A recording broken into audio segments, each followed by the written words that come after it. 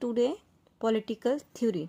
Human history provides many examples of people and communities which have been dominated or enslaved or exploited by more powerful group, but it also provides us with inspiration example of heroic struggle against such a domination.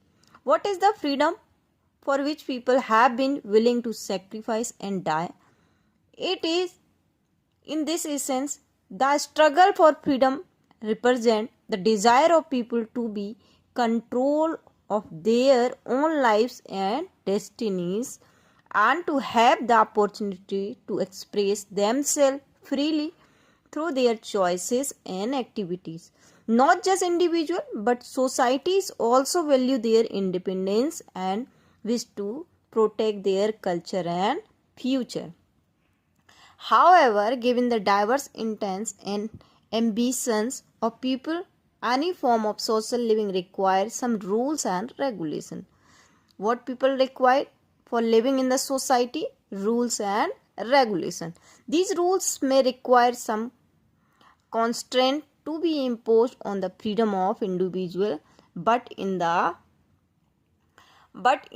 recognize that such a constraint may also free us from insecurity and prove us with the condition in which we can develop ourselves in political theory. Much of the discussion regarding freedom has therefore focused on trying to evolve principle by which we can distinguish between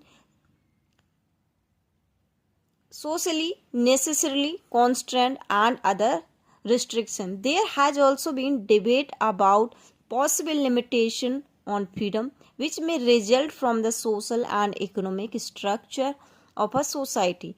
In this chapter, we will look at some of these debate.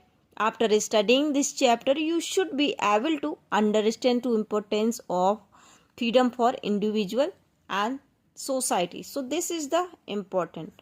Now next one is explain the difference between what? Difference between negative and positive dimension. Negative and positive dimensions of freedom. Explain what is meant by term harm principle. Right? What is mean of the terms harm? Next. So next, the ideal of freedom. What is ideal of freedom? Before we set to answer these questions, let us stop for a moment and